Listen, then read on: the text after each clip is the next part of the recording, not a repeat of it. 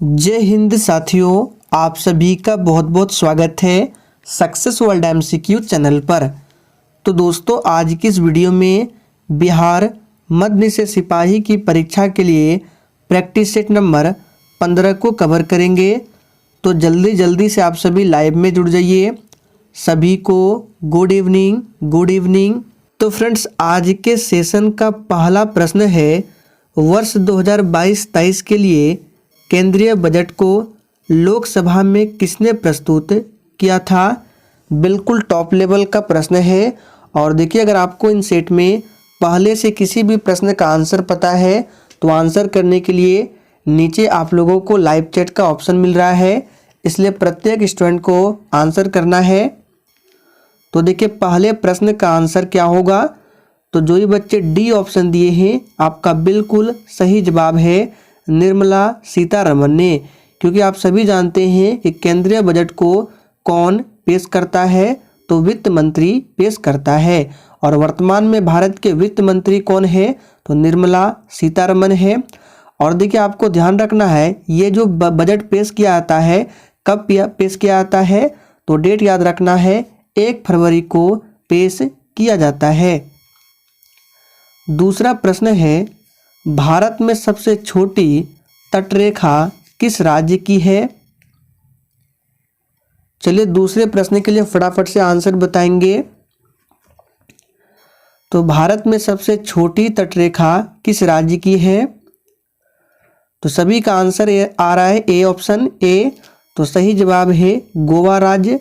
A option सही answer है। और क्षेत्रफल में सबसे छोटा राज्य गोवा ही है और जनसंख्या में सबसे छोटा राज्य सिक्किम है। चलिए आगे देखिए, निम्न में से कौन सा हाइड्रोजन का आइसोटोप है। ये प्रश्न बिहार मध्य निषेध सिपाही में पूछा गया प्रश्न है। आपको बताना है कौन सा हाइड्रोजन का आइसोटोप है। तो देखिए, हाइड्रोजन के 3 आइसोटोप है। कौन कौन से है, प्रोटियम भी है, ड्यूट्रियम भी है और ट्राइटियम भी है। तो सही आंसर जो ही बच्चे डी को दिए हैं, आपका बिल्कुल सही जवाब है, ये सभी है। और देखिए, हाइड्रोजन को भविष्य का ईंधन भी कहा जाता है। भीम बांध अभ्यारण्य कहाँ स्थित है। चलिए, चौथे के लिए आंसर बताएंगे, इम्पोर्टेंट प्रश्न है। और दोस्तों, आज रात 9 बजे बिहार मध्य निषेध सिपाही के लिए साइंस जीके के इम्पोर्टेंट प्रश्नों को कवर करेंगे। तो आप सभी को उस क्लास को करना है, रात 9 बजे की क्लास को। तो भीम बांध अभ्यारण्य कहाँ पर स्थित है, तो याद रखिएगा मुंगेर में स्थित है। 5वां प्रश्न है, सेंट फ्रांसिस चर्च जो कि भारत का सबसे पुराना यूरोपीय चर्च है, किस वर्ष में बनाया गया था। चलिए, 5 के लिए फटाफट से आंसर बताएंगे। तो देखिए, सेंट फ्रांसिस चर्च को बनाया गया था 1503 ईस्वी में। तो ए ऑप्शन जो ही बच्चे दिए हैं, आपका बिल्कुल सही जवाब है। 6ठा प्रश्न है, एनाटॉमी विज्ञान की एक शाखा है जिसमें अध्ययन किया जाता है। बिल्कुल एग्जाम में छपने वाला प्रश्न है, फटाफट से आंसर बताएंगे। एनाटॉमी विज्ञान की एक शाखा है जिसमें अध्ययन किया जाता है। तो जानवरों एवं पौधों की संरचना का अध्ययन किया जाता है। तो ए ऑप्शन आपका राइट आंसर है। ओंकोलॉजी किसके अध्ययन से संबंधित है। वेरी इंपॉर्टेंट प्रश्न है, इसको मार्क करके रखना, एग्जाम में छप सकता है। ओंकोलॉजी किसके अध्ययन से संबंधित है। तो कुछ स्टूडेंट का आंसर आ रहा है बी। तो बिल्कुल सही जवाब है, कैंसर के अध्ययन से संबंधित है ओंकोलॉजी। विश्व में निर्मित पहला ग्रेनाइट मंदिर कौन सा है। चलिए, फटाफट से आंसर बताएंगे। और दोस्तों, अगर आप लोग लुसेंट बुक से या फिर टॉपिक वाइज जीके जीएस की क्लास करना चाहते हैं, तो आपको इसी वीडियो के डिस्क्रिप्शन बॉक्स में दूसरे चैनल का लिंक मिल जाएगा, दिवाकर स्टडी IQ के नाम से। उस चैनल पर डेली शाम 4 बजे टॉपिक वाइज जीके जीएस की क्लास होती है, तो आप लोग जाकर देख सकते हैं। तो 8वें प्रश्न का आंसर क्या होगा, बृहदेश्वर मंदिर। निम्नलिखित खेलों में से कौन सा एक भारत में उत्पन्न नहीं हुआ था? और देखिए प्रत्येक स्टूडेंट को लाइव चैट में आंसर देना है। तो इन चारों ऑप्शन में से कौन सा जो भारत में उत्पन्न नहीं हुआ था? तो ये है पोलो। ध्यान रखना है, ये उत्पन्न हुआ था तुर्की में और पोलो का प्राचीन नाम था चौगान। बिहार राज्य में सर्वाधिक जनसंख्या घनत्व यानी प्रति व्यक्ति वर्ग किलोमीटर किस जिले की है? वेरी वेरी इंपॉर्टेंट प्रश्न है, इसको भी मार्क करके रखना, एग्जाम के लिए बहुत ही ज़्यादा महत्वपूर्ण रहेगा। तो बिहार राज्य में सर्वाधिक जनसंख्या घनत्व वाला जिला बताना है। तो पटना को जो भी बच्चे दिए हैं आपका बिल्कुल सही जवाब है, पटना है। और राज्य में पूछे कि किस राज्य का सर्वाधिक जनसंख्या घनत्व है, तो अपना बिहार का ही है और सबसे कम अरुणाचल प्रदेश का है। देखिए पटना से एक प्रश्न अभी याद आ रहा है, अगर आपसे पूछे कि पटना हाईकोर्ट की स्थापना कब हुई थी, तो 3 फरवरी 1916 को। डेट याद कर लीजिए, 3 फरवरी 1916 को पटना हाईकोर्ट की स्थापना होती है। गणतंत्र दिवस के अवसर पर भारत के राष्ट्रपति द्वारा राष्ट्रीय ध्वज फहराने के दौरान कितनी बंदूकें सलामी देती है? तो 11वें प्रश्न का आंसर है सी ऑप्शन, 21 तोपों की सलामी। आप लोगों ने सुना होगा, तो इसका आंसर क्या होगा? 21। किस देश में एक अत्यधिक विकसित डेयरी उद्योग है? ये स्टैटिक जीके का प्रश्न है और इस तरह के प्रश्न 1 से 2 प्रश्न एग्जाम में पूछे जाते हैं। तो किस देश में अत्यधिक विकसित डेयरी उद्योग है? तो इसका सही जवाब है डेनमार्क। आगे देखिए, किस क्षेत्र को दुनिया की छत कहा जाता है? चलिए 13वें प्रश्न के लिए फटाफट से आंसर बताएंगे। तो बिल्कुल सही जवाब है आप लोगों का तिब्बत। तिब्बत के पठार को दुनिया की छत कहा जाता है। वायुमंडल में सर्वाधिक मात्रा में विद्यमान अक्रिय गैस कौन सी है? यहाँ पर ध्यान देने वाली बात है, यहाँ पे अक्रिय गैस बताना है। वायुमंडल में सर्वाधिक कौन सी अक्रिय गैस है? तो याद रखिएगा ये आर्गन है। तो डी ऑप्शन आपका बिल्कुल सही जवाब है। भारत में कार्यपालिका का अध्यक्ष कौन होता है? चलिए 15 के लिए फटाफट से आंसर बताएंगे। भारत में कार्यपालिका का अध्यक्ष कौन होता है? तो देखिए काफ़ी ज़्यादा इम्पोर्टेंट प्रश्न है, पूछा जाता है एग्जाम में। तो राष्ट्रपति जो है भारत में कार्यपालिका का अध्यक्ष होता है। और राष्ट्रपति पर महाभियोग की प्रक्रिया किस आर्टिकल में बताया गया है? तो अनुच्छेद 61 में इसके बारे में बताया गया है। भारतीय रुपया चिन्ह जो इस तरह से अभी आ रहा है, ये चिन्ह भारत सरकार द्वारा कब अपनाया गया था? देखिए और आपसे ये भी पूछ सकता है, ये जो भारतीय रुपया का चिन्ह है इसको किसने विकसित किया था? तो याद रखना है उदय कुमार ने, डॉक्टर उदय कुमार ने विकसित किया था, जो कि IIT बॉम्बे के छात्र थे। तो डी उदय कुमार आपको नाम याद रखना है।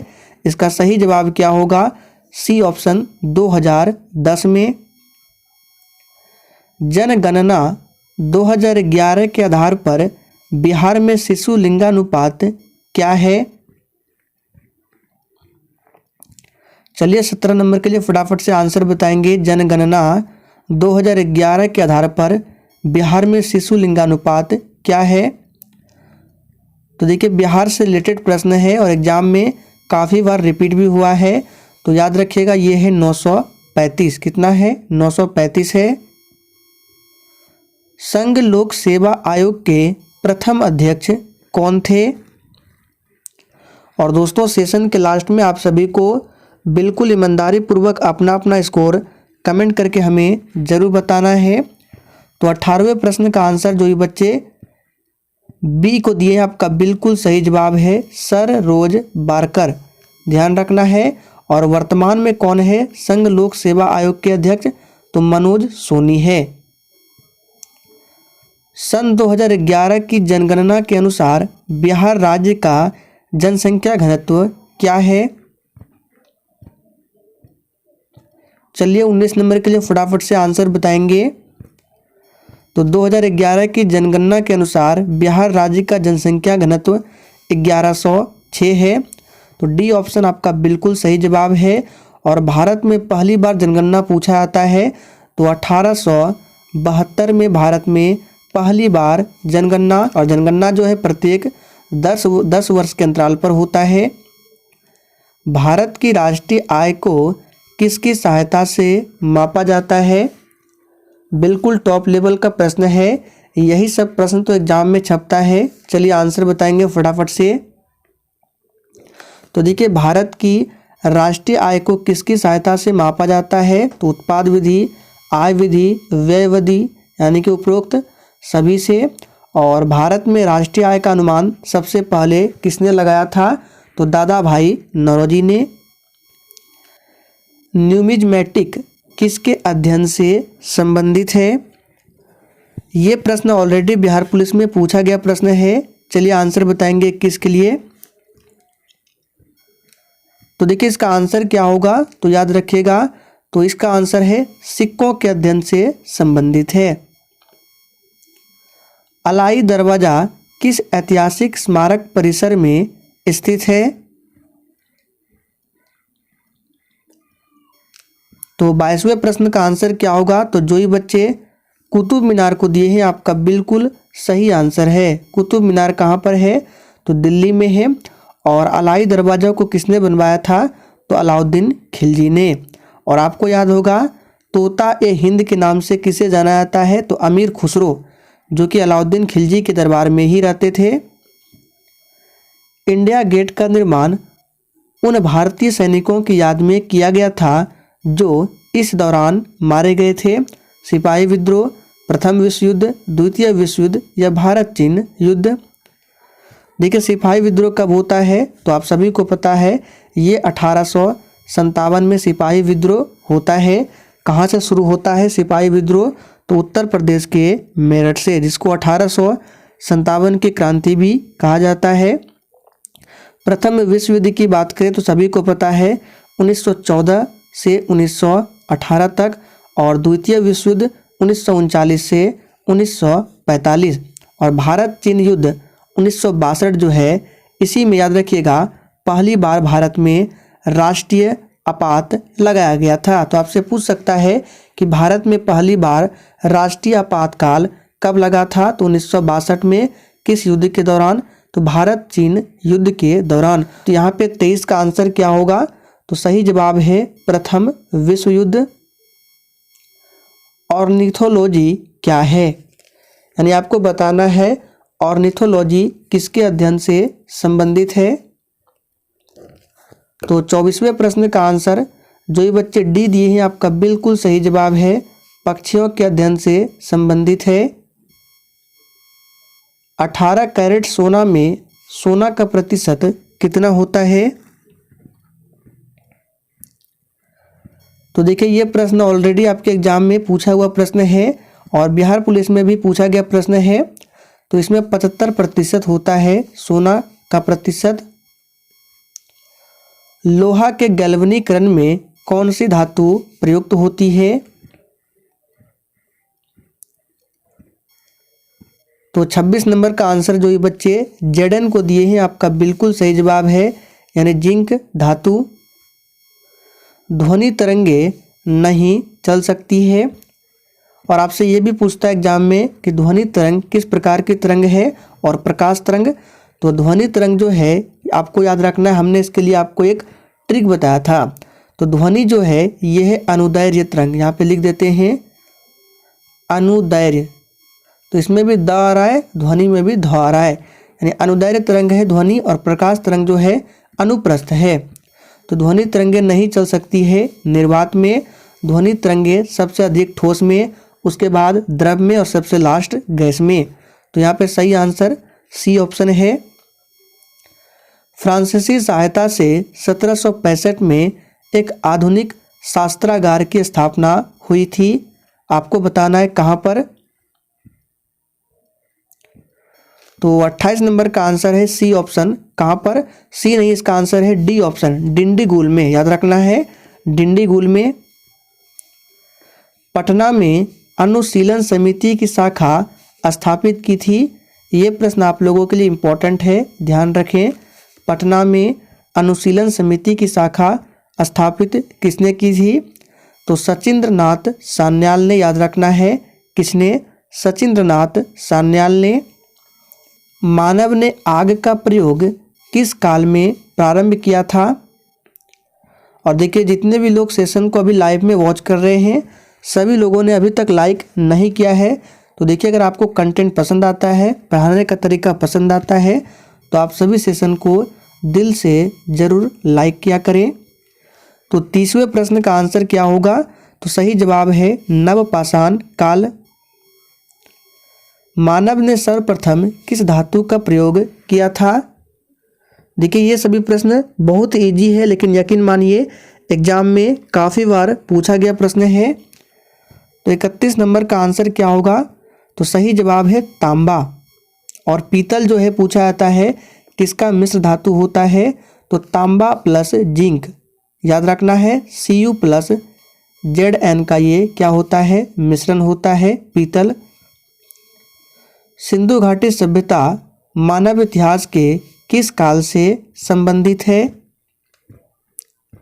देखिए, ये प्रश्न अभी तक 2 बार पूछा जा चुका है।